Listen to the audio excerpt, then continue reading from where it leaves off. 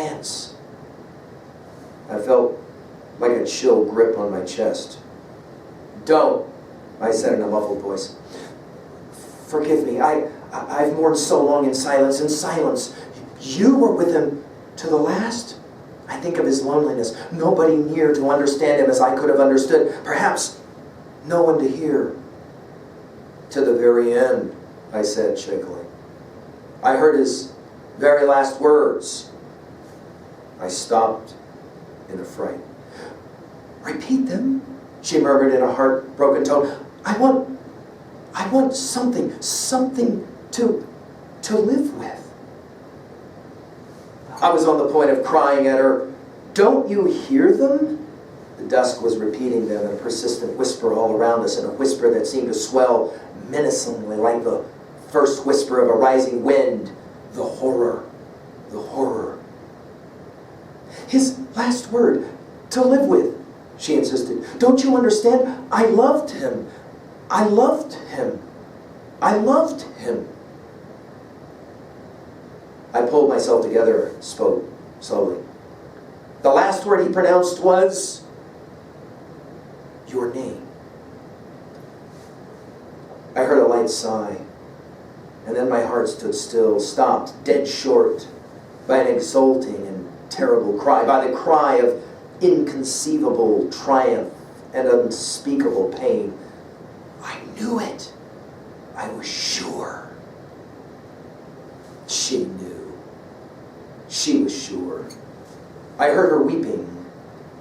She had hidden her face in her hands. It seemed to me that the house would collapse before I could escape, that the heavens would fall upon my head, but nothing happened.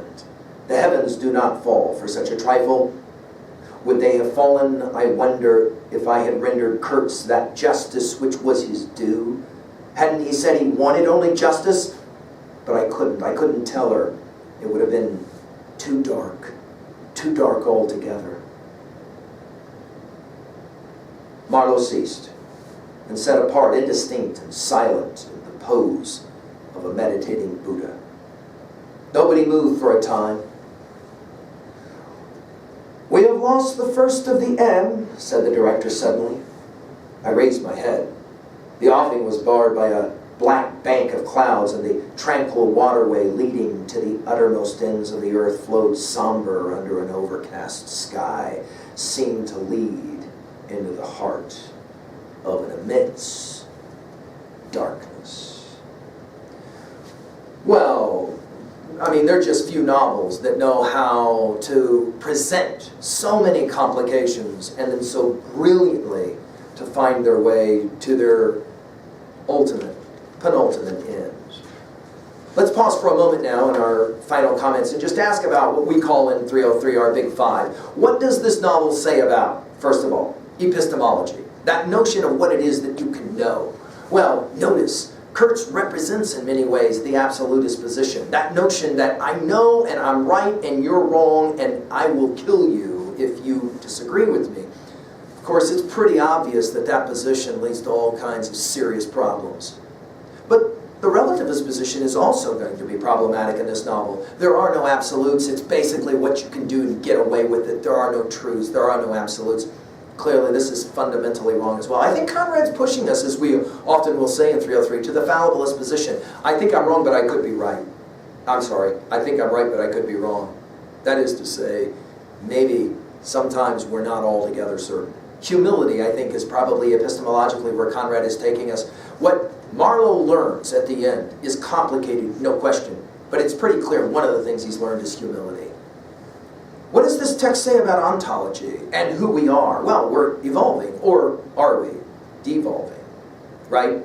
That is to say, I think Conrad raised the question of the 20th century. Now, no question, as we have said, Darwin had already raised this, certainly Marx had raised it, and fundamentally Freud had raised it. Those three thinkers stand very, very much in unison with Conrad to raise this question. What if we're only born mammals? We're not born human at all. And being a human is a choice that we make, or we don't make, or we unmake. How in heaven's name can you unmake the choice to be human? The Grove scene proves it to us, doesn't it? Auschwitz proves it to us. That is to say, Something horrific seems to happen when we unchoose what it means to be human. What does the text say about psychology? Well, clearly, fears and anxieties of all kinds manifest themselves, what it is that the intended wants at the end and what she gets. Of course, sociologically, well, this is powerful stuff, right? The notion of hierarchies, right? I mean, we live in a culture now and a time now and in a postmodern world where the debate about hierarchies is ubiquitous, right? We're always having these debates.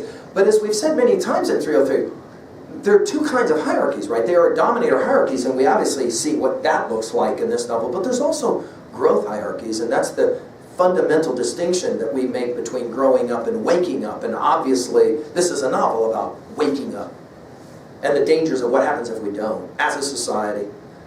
The question of theodicy is powerful in this one, right?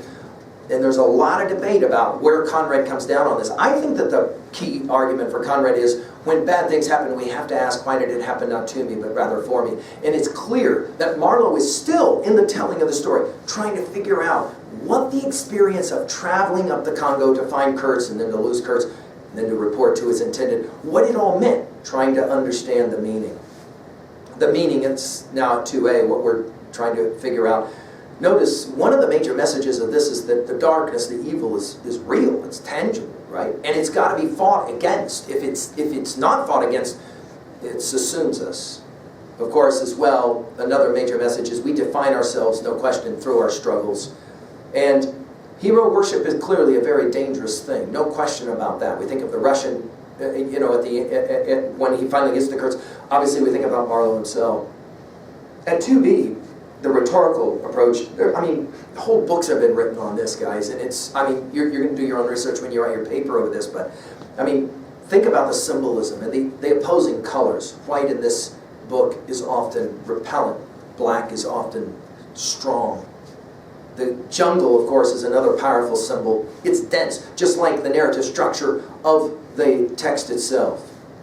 The ironies abound. Right? Not just the use of color. Think about Kurtz, which, by the way, in German means short, but he's no hero. He's a wasted man who has chosen all the wrong things, and yet Marlowe's got to come to terms with that somehow.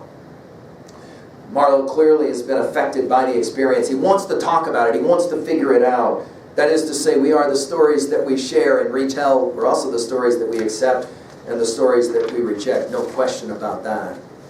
At 3a, how are we going to relate this to other texts? You can start making the list right now. There's a reason why Heart of Darkness often ends up on the AP open question list. So many things you can use this novel to discuss. Think about all the epics that we've studied and the central notion of the quest. Think about Plato's cave allegory in Republic Book 7 and the way that this is a rewriting in so many ways of that. Of course, we cannot talk about, especially the Grove passage, without talking about Dante's Inferno, as well as T.S. Eliot's Wasteland. And I also want to put here T.S. Eliot's Four Quartets. He will talk again and again in Four Quartets about this notion of looking over the edge, as Marlowe is talking about it. Had they deceived us or deceived themselves, the quiet voice elders, he will say in East Coker too. That notion of the knowledge that's kind of useless, right, in the darkness, the secret knowledge he will talk about. The wisdom that's no longer useful at all. The quiet-voiced elders, as he will call them. Later in the Four Quartets, he will argue old men ought to be explorers. I've already mentioned Apocalypse Now. Marlon Brando, by the way, who plays Kurtz when he comes on stage, is reading The Hollow Man. It's a wonderful touch by Francis Ford Coppola.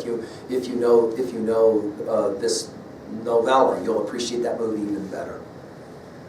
Well, finally at 3b, so many questions. Obviously the racism of the novel and how you're going to deal with that. What about the manifest evil of this novel? And what about evil? Does it actually exist? Or is it a figment of imagination? I think Conrad is making the argument, all you have to do is to look at the 20th century, to look at imperialism, to look at the horrors and recognize humans can stop being human and become mammalian, and that it's horrific what happens.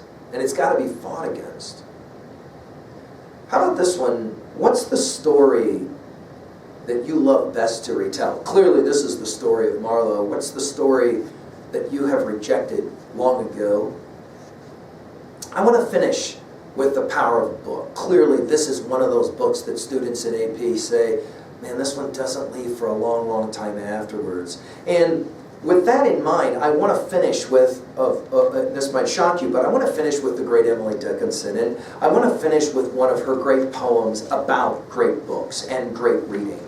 It runs like this, and it's a beautiful way, I think, for us to finish what is really a compelling novel. And many have argued a really kind of lugubrious text. And so let's finish with some brilliant Emily Dickinson, who, by the way, I think understood better than most the heart of darkness and the journey into and out of that heart of darkness. He ate and drank the precious words. His spirit grew robust. He knew no more that he was poor, nor that his frame was dust. He danced along the dingy days, and this bequest of wings was but a book. What liberty a loosened spirit brings. Well, I leave the study to you. I hope that you have been compelled. Thank you.